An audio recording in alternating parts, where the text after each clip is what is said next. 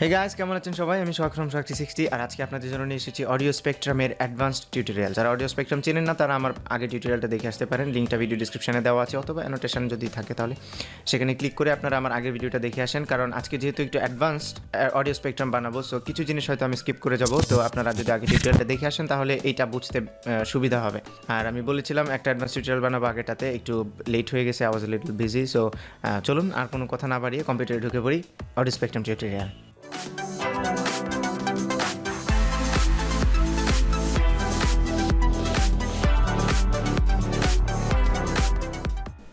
আজকে টিউটোরিয়াল একটু লম্বা হবে, সো কোনো কথা না, সরাসরি আফটার ইফেক্টস। আমরা ইন্ট্রোতে যেই অডিও স্পেকট্রামটা দেখলাম সেটাই বানাবো। প্রথমে এই তিনটা ফাইল লাগবে, তিনটা ফাইল অথবা যে কোটা ফাইল আপনারা ইউজ করতে চান। প্রথমটা হচ্ছে মিউজিক, তারপরে আরেকটা হচ্ছে ব্যাকগ্রাউন্ড, আরেকটা হচ্ছে আমার লোগোটা। হ্যাঁ, এই তিনটাই ইউজ করবো আমরা আজকের এই প্রজেক্টের জন্য। ইম্পোর্ট করলাম, ইম্পোর্ট করার পর প্রথমে মিউজিক ফাইলটাকে ক্লিক করে ড্র্যাগ করে এইখানে ছাড়বো, এই যে নিউ কম্পোজিশন আইকনে।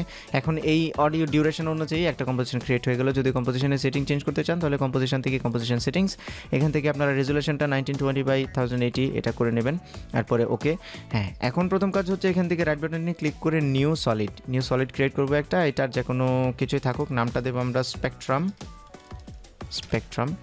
ওকে, এখন এটাতে একটা ইফেক্ট দেবো, ইফেক্টস থেকে জেনারেট অডিও স্পেকট্রাম।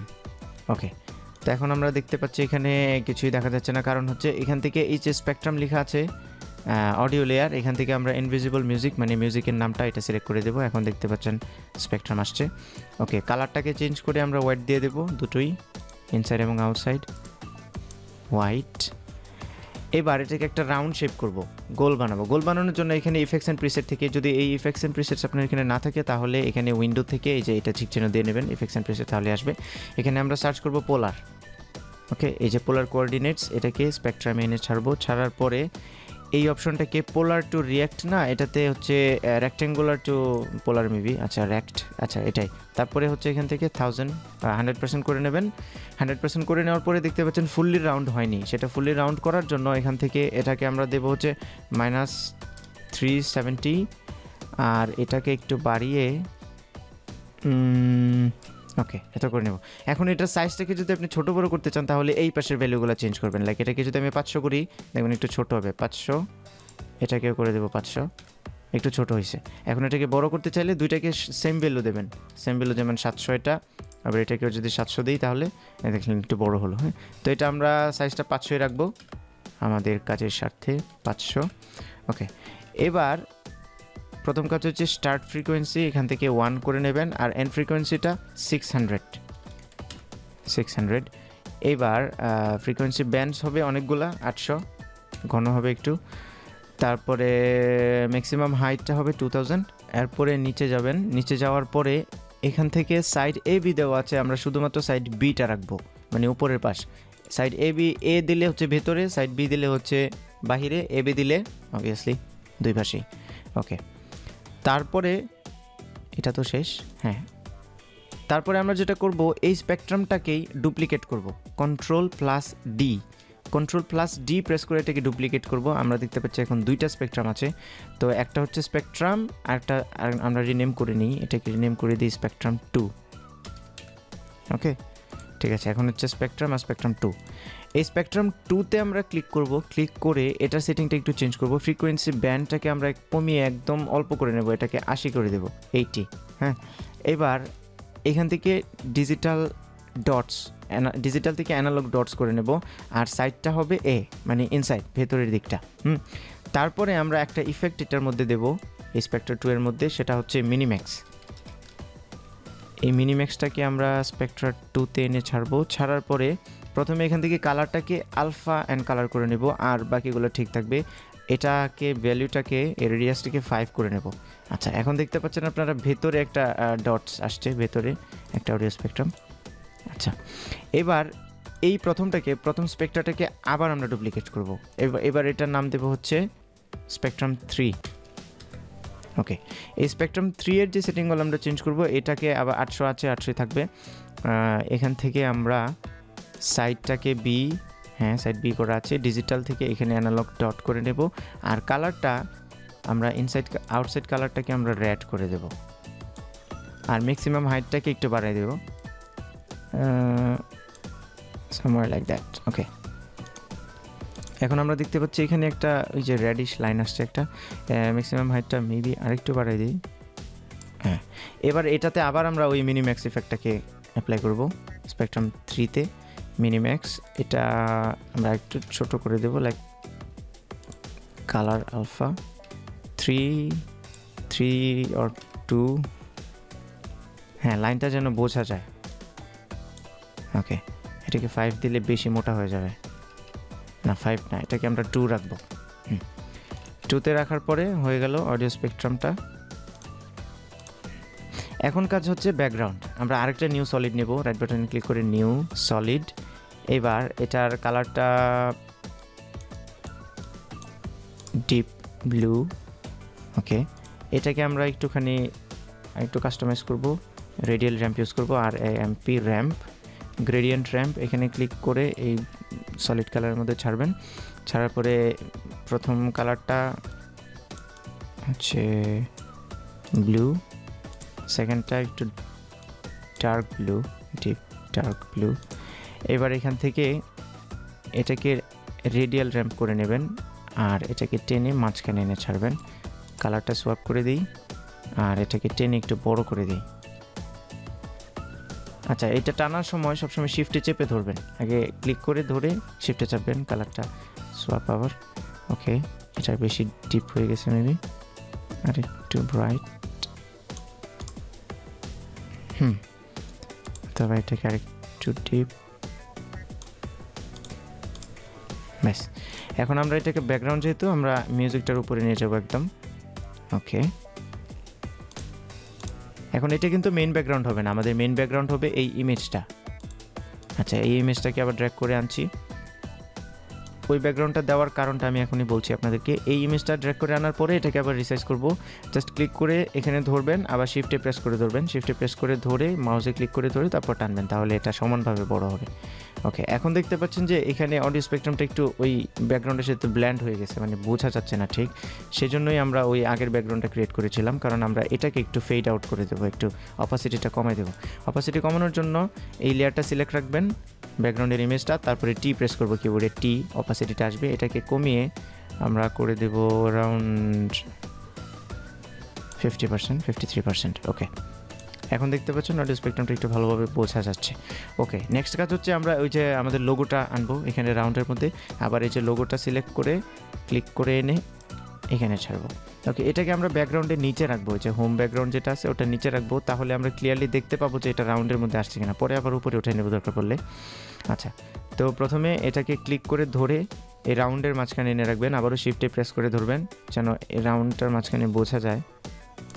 আচ্ছা, এটা উপরে রাখলেও বোঝা যায়, উপরে রাখলেও বোঝা যাচ্ছে। ওকে, এখন এটাকে জায়গা মতো বসাবো,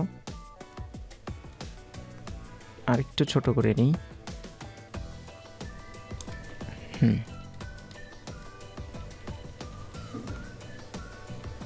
ব্যাস, এই জায়গা মতো বসানোর পরে এই যে রেক্টেঙ্গল টুলটা আছে না, এটাতে ক্লিক করে ধরে রাখবেন, এরপরে দেখবেন এখানে এলিপস টুল আসবে, এটা সিলেক্ট করবেন, আবার শিফটে প্রেস করে ধরে তারপর একটা এখানে ক্লিক করে ধরে ড্র্যাগ করবেন, তাহলে একটা রাউন্ড হবে।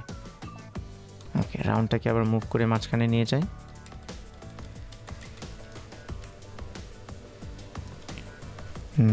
ছোট হয়ে গেছে, আবার মুভিং টুলে যাবেন, এই মুভ টুলে যাওয়ার পরে এখানে ক্লিক করবেন, ডাবল ক্লিক করার পরে এই রাউন্ডটা আসবে, এটাকে জাস্ট ক্লিক করে ধরে আবারও শিফটে প্রেস করে ধরে টানবো।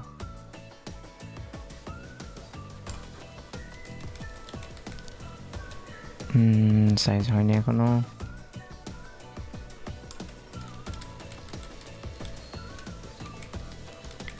এখন একটু বেশি বড় হয়ে গেছে।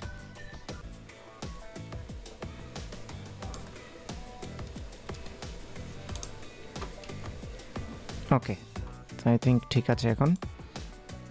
আচ্ছা, তো পরের কাজটা একটুখানি ট্রিকি। এই কাজটা করার জন্য আমরা যেটা করব, আমরা আগে শুনবো মিউজিকের সাথে। হ্যাঁ, এটাকে র্যাম্প রিভিউ করতে হবে, একটু সময় লাগবে।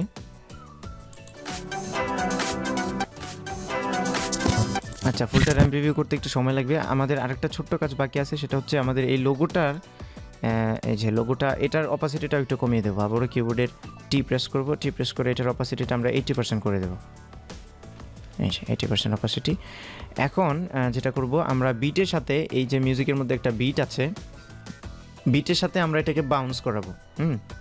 তো বাউন্স করানোর জন্য প্রথমে আমরা যেটা করব, এই যে উপরে স্পেকট্রামগুলো আছে সবগুলোকে আমরা এই ট্যাগ ডক্টর লোগোটার সাথে প্যারেন্ট করে নেব, বা প্যারেন্ট অথবা কী বলে লাইন করে নেব আর কি। আচ্ছা, তো প্রথমে হচ্ছে এই স্পেকট্রামের সোজা এই যে আইকনটা আছে দেখতে পাচ্ছেন এখানে গোল জিলাপির প্যাচের মতো, এটাতে ক্লিক করে ধরে এই ট্যাগ ডক্টর লোগোতে এনে ছাড়বেন, আপনার লোগোটা আর কি যেটাই হয়। তারপরে আবার এটাকেও এবং এটাকেও। এটা করার পরে যা হলো, এখন এই যে ট্যাগ ডক্টর লোগোটা আছে না, এটাকে যদি আমি নড়াচড়া করি, ধরুন ক্লিক করে দেখেন সবগুলো নড়ছে, এখন সবগুলো একসাথে প্যারেন্ট হয়ে গেছে, একসাথে সংযুক্ত হয়ে গেছে আর কি। আচ্ছা, তো এখন এটাকে যদি আমরা বিট করাই শুধুমাত্র এই লোগোটাকে, তাহলে দেখা গেছে যে সবগুলাই একসাথে বাউন্স হবে বিটের সাথে। ওকে, তো প্রথমে এটাকে আমরা এই প্লে হ্যাডটাকে ফার্স্টে নিয়ে আসবো, এই মিউজিকের মধ্যে রাইট বাটনে ক্লিক করব, ক্লিক করার পরে কি ফ্রেম অ্যাসিস্ট্যান্ট, এখান থেকে কনভার্ট অডিও টু কি ফ্রেমস এটাতে ক্লিক করব, দেখবেন অডিও অ্যাম্প্লিটিউড নামে একটা নতুন লেয়ার ক্রিয়েট হবে। তারপরে আমরা এটা কাজটা করার জন্য ফার্স্টে আমরা এই যে লেয়ার, এই নিচের অংশটাকে একটু বড় করে নেব, একটু স্পেস দরকার পড়বে, তাই এটাকে একটু ক্লিক করে ধরে বড় করে নেব। বড় করার পরে তারপর আমরা এই অডিও অ্যাম্প্লিটিউডটাকে এক্সপান্ড করব। এক্সপান্ড করার পরে ইফেক্টসে যাব, ইফেক্টস থেকে বথ চ্যানেলস। ওকে, এই বথ চ্যানেলসটা ওপেন করে রেখে দেন আমরা আমাদের লোগোটাতে যাব, এই যে ট্যাগ ডক্টর লোগো, এটা ওপেন করব, এখান থেকে এই যে ট্রান্সফর্মটাকে এক্সপান্ড করব, তারপরে এই স্কেলে ক্লিক করে রেখে তারপরে শিফট অল্ট আর কিবোর্ডের ইকুয়াল সাইন, এই তিনটা প্রেস করব, shift plus alt plus equal sign. Okay, equal sign মানে সমান সমান প্লাস চিহ্ন যেটা, এটা আসার পরে প্রথমে এই যে আবার জিলাপির প্যাচের মতো যে আইকনটা আছে এটাতে ক্লিক করে ধরবো, ক্লিক করে ধরে এই বোথ চ্যানেলের নিচে যে স্লাইডারটা আছে এখানে নিয়ে ছাড়বো। ওকে, এখানে ছাড়ার পরে এখানে দেখবেন দুইটা ট্যাম্প আসবে, টেম্পোরারি এই লেখাটা, তারপর লাস্টের দিকে ট্যাম্প আসবে। এখান থেকে আমরা +50 দেবো, ট্যাম্প +50, আবার ট্যাম্প +50, 500 না 50 দেওয়ার পরে খালি জায়গায় প্রেস করব। ওকে, এখন এটা বিট হচ্ছে। আচ্ছা, আমরা এই ফার্স্টের থেকে বিট করব না, যেখান থেকে বেসটা শুরু হয় ওইখান থেকে আমরা বিটটা করবো, ফার্স্টের দিকে এটা থাকবে না। দেখি আরেকটা র্যাম প্রিভিউ করে বেসটা কোথা থেকে শুরু হয়। আচ্ছা, এইখান থেকে শুরু হবে বেসটা, জাস্ট লাইক এই যে বুম। আচ্ছা, এই বেসটা কোথা থেকে শুরু হয় এটা দেখার জন্য সবচেয়ে ভালো উপায় হচ্ছে আমরা অডিওটাকে ওয়েব ফর্মে নিয়ে যাব। এই অডিওটাকে এল দুইবার প্রেস করলেই ওয়েবটা শুরু হবে, ওয়েবটা দেখাবে। এখানে আমরা দেখতে পাচ্ছি এই যে এখান থেকে বেসটা শুরু হয়, তো এটাকে জুম করে এই যে বেসটা এখানে রেখে তারপরে ফার্স্টে যে অডিও অ্যাম্প্লিটিউডটা আছে এটাকে আমরা একটু এখানে আমরা এটাকে ক্রপ করে নেব, ট্রিম করে নেব, alt plus beginning third bracket যেটা আছে বা সেকেন্ড ব্র্যাকেট এটাতে করে নিলে এখন আমরা দেখতে পাচ্ছি এখান থেকে বিটটা শুরু হবে না। তো আগের যেই কি ফ্রেমগুলো আছে জাস্ট এগুলাকে রিমুভ করে দেব, ব্যাস। এখন দেখি কি হয়। আরও আছে, এই পর্যন্ত রিমুভ।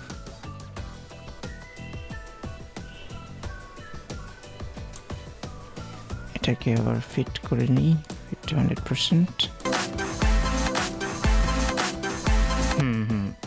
এখন ঠিক আছে। এখন হচ্ছে যখন বেসটা আসে বেস থেকে শুরু হয়। আচ্ছা, আমরা আরেকটু বেশি সময় নিয়ে র্যাম প্রিভিউ করে দেখি।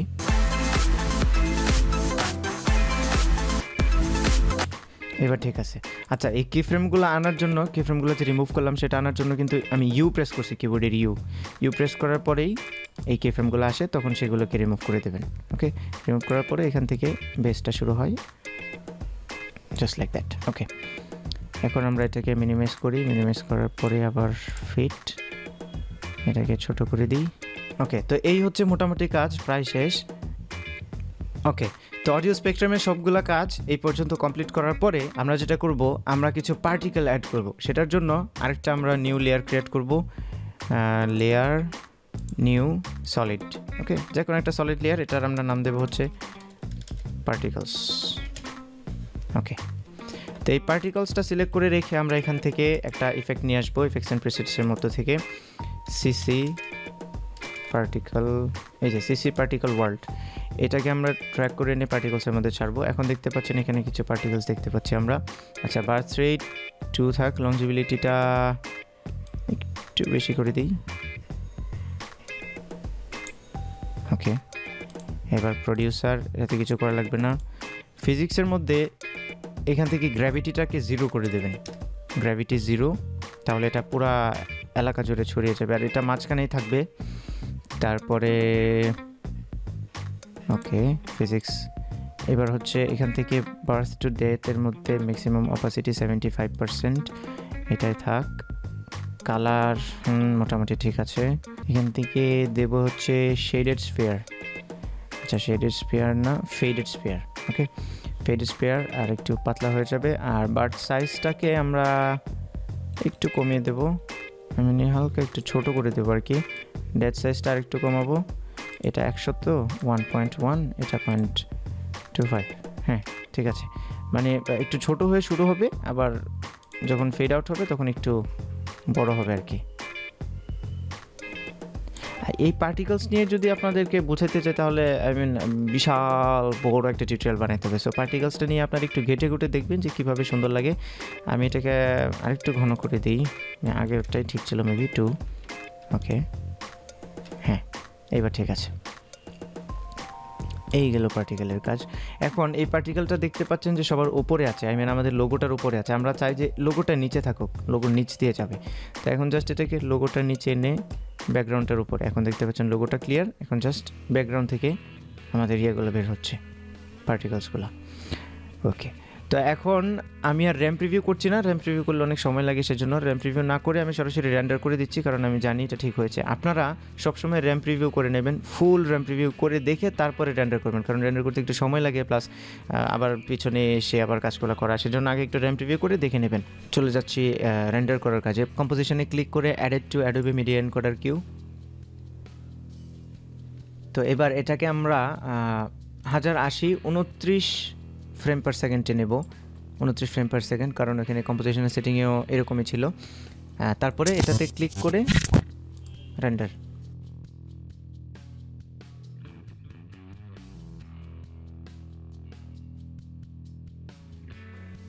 হয়ে গেছে রেন্ডার। এখন আমরা এটাতে ক্লিক করব, নামের মধ্যে ফোল্ডারটা ওপেন হবে, এখান থেকে প্রিভিউ করে দেখি।